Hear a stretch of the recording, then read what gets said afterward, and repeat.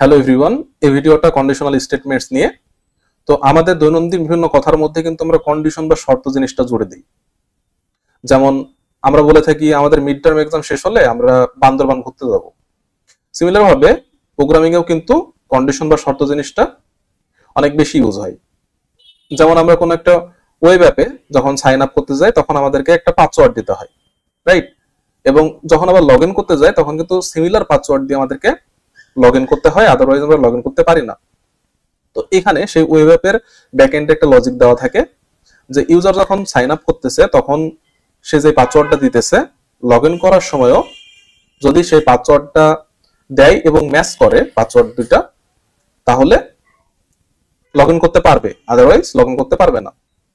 So আমরা বুঝতেছি যে আমাদের জন্য কন্ডিশনাল স্টেটমেন্টটা শেখাটা কতটা গুরুত্বপূর্ণ। তো আজকে পাইথন প্রোগ্রামিং আমরা কন্ডিশনাল স্টেটমেন্টে শিখবো। তো কন্ডিশনাল স্টেটমেন্ট শেখার জন্য আমাদের তিনটা কিওয়ার্ডের সাথে পরিচিত হতে হবে। কিওয়ার্ড তিনটা হলো ইফ, এলিফ এবং এলস। ওকে, পুরো লেকচার জুড়ে এই তিনটা কিওয়ার্ড নিয়ে আমরা কাজ করব, ঠিক আছে? সো আমরা প্রথমে ইফ এলস এর বেসিক স্ট্রাকচারটা দেখব। তার জন্য একটা প্রোগ্রাম আমরা রেডি করব। সেটা হচ্ছে প্রথমে আমরা একটা ভেরিয়েবল নিয়ে নিই, নাম দিচ্ছি নাম্বার, এবং এই ভেরিয়েবলের ভিতরে আমরা একটা ভ্যালু অ্যাসাইন করে দিচ্ছি 10।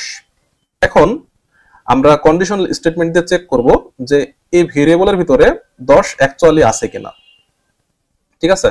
যদি থাকে তাহলে আমরা প্রিন্ট করে দিব ওকে, আদারওয়াইজ প্রিন্ট করব নট ওকে। তো স্ট্রাকচারটা কিভাবে লিখতে হয়? প্রথমে আমাদেরকে ইফ লিখতে হয়, দেন একটা কন্ডিশন দিতে হয় আমাদের। তো কন্ডিশনটা আমাদের প্রোগ্রামের ক্ষেত্রে কি হবে যে নাম্বার কি 10 এর সমান কিনা। ওকে, কন্ডিশন তো এটাই আমাদের, তাই না? এরপরে আমাদেরকে একটা কোলন দিতে হবে, দেন এন্টার ক্লিক করলে আমাদের যেখানে নিয়ে আসবে সেখান থেকে আমাদের স্টেটমেন্ট লেখা শুরু করতে হবে। যদি আমরা এইখান থেকে লেখা শুরু করি তাহলে আমাদের ইনডেন্টেশন এরর দিবে। ওকে, সো একটা এন্টার দেওয়ার পরে যেখানে আমাদের নিয়ে আসতেছে কার্সরটা, সেখান থেকে আমরা কি করব, একটা স্টেটমেন্ট লিখব যে প্রিন্ট, আমরা লিখে দিব ওকে।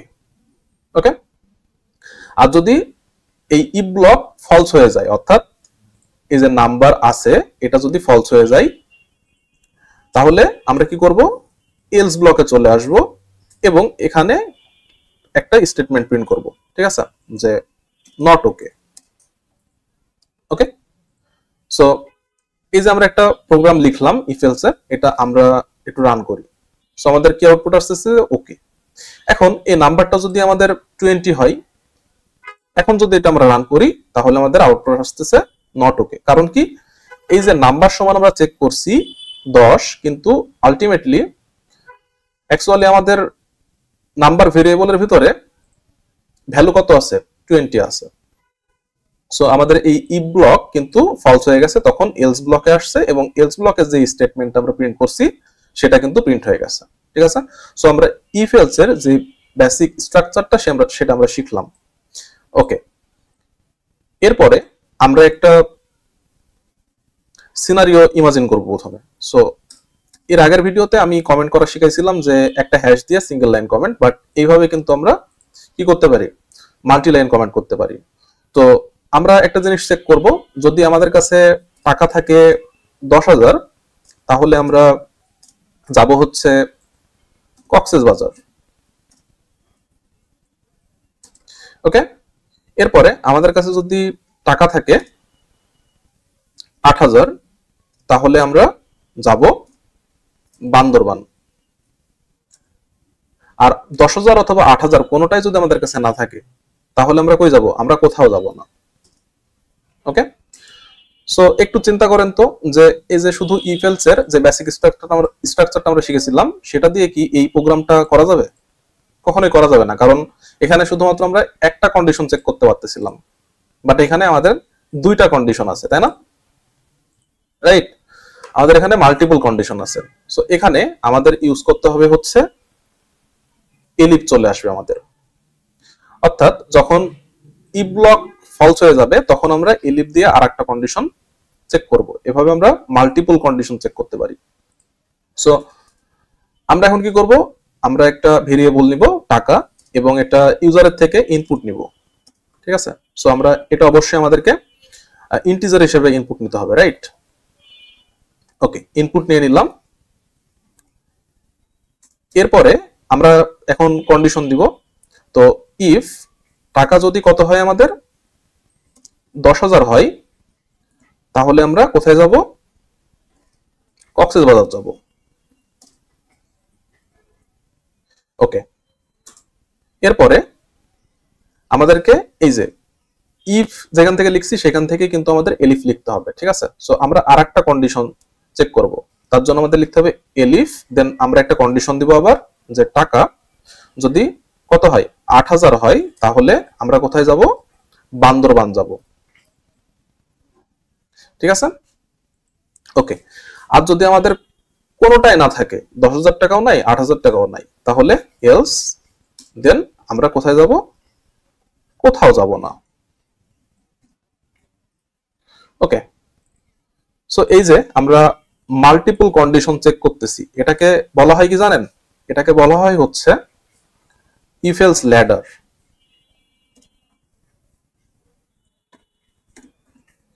ওকে, সো আমরা এখন ইনপুট দেই একটা, যে আমাদের কাছে 8,000 টাকা আছে। ওকে, সো আমাদের আউটপুট কি আসতেছে? যে বান্দরবান। এরপরে আমাদের কাছে যদি 0 টাকা থাকে, তাহলে আমাদের আউটপুট কি আসবে? যে কোথাও যাব না। আবার যদি আমরা 10,000 দেই এখানে, তাহলে আমাদের কি হইতেছে? যে কক্সবাজার, রাইট? সো আমরা বুঝলাম যে বেসিক স্ট্রাকচারটা শিখলাম এবং ইফ এলস ল্যাডারটাও আমরা শিখে নিলাম। এরপরে আমরা যে বিষয়টা শিখব সেটা হচ্ছে নেস্টেড ইফ এলস। কি শিখব? Nested if else. তো এটার জন্য প্রথমে আমাদের একটা সিনারিও ইমাজিন করতে হবে। ওকে, সো সিনারিওটা এরকম যে যদি আমাদের কাছে টাকা থাকে 10,000, তাহলে আমরা কক্সবাজার যাব।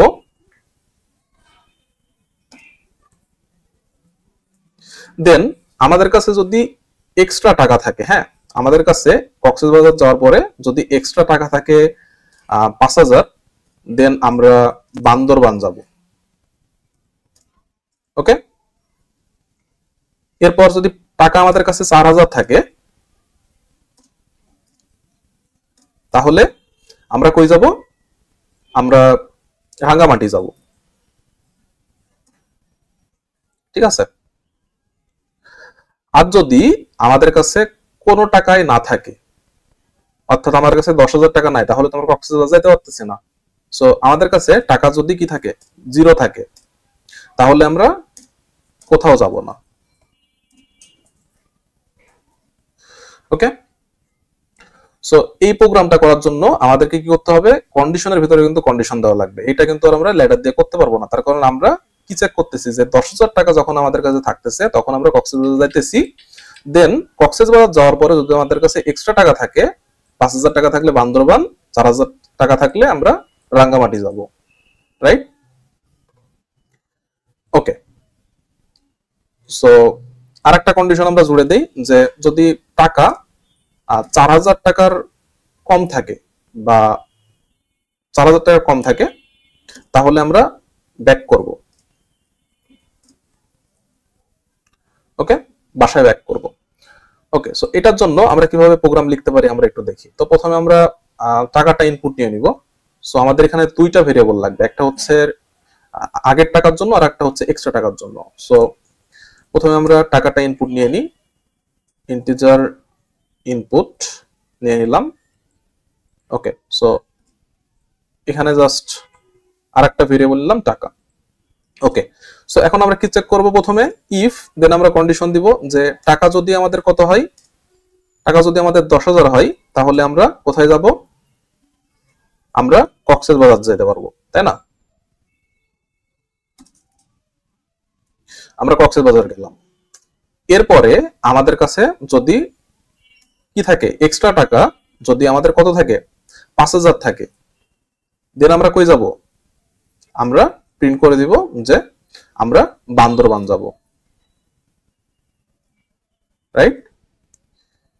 ওকে, ঠিক আছে। এখন আমাদের আরেকটা কন্ডিশন চেক করার কথা বলছে, রাইট? সো রাঙ্গামাটি যাওয়ার জন্য আমাদের কি চেক করতে হবে, এলিফ টাকা যদি কত হয় 4000 হয়, তাহলে আমরা রাঙ্গামাটি যাব। ঠিক আছে, ওকে। দেন আমাদের আরেকটা কন্ডিশন চেক করতে বলছে, সেটা হচ্ছে টাকা যদি আমাদের লেস দেন 4000 হয়, তাহলে আমরা ব্যাক করব, রাইট?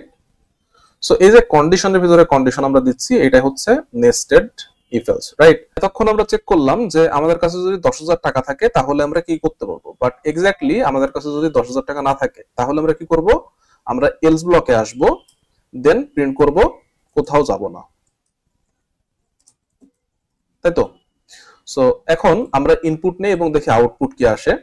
সো প্রথমে আমরা 10,000 টাকা ইনপুট নিলাম এবং 5,000 এক্সট্রা টাকা। সো আমাদের আউটপুট কি আসে দেখি। এখানে আউটপুট আসতেছে কক্সবাজার এবং বান্দরবান।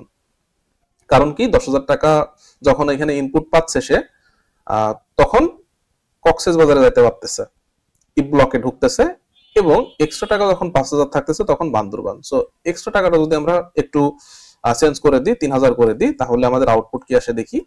সো এখানে কিন্তু এই যে 4,000 টাকার কম সেহেতু ব্যাক করব এখানে দেখাচ্ছে, তাই না? ওকে, এরপরে যদি এখানে 10,000 না থেকে 5,000 থাকে তাহলে আউটপুট কি আসবে, কোথাও যাব না। সো এটা হচ্ছে একটা নেস্টেড ইফ এলস এর এক্সাম্পল ছিল। সো আজকের ভিডিওতে আমরা কি কি শিখলাম, বেসিক স্ট্রাকচারটা শিখলাম ইফ এলস এর, দেন ইফ এলস ল্যাডার শিখলাম এবং নেস্টেড ইফ এলস শিখলাম। সো আজকের ভিডিও এই পর্যন্তই, দেখা হচ্ছে নেক্সট ভিডিওতে নতুন কোনো টপিক নিয়ে। ধন্যবাদ সবাইকে।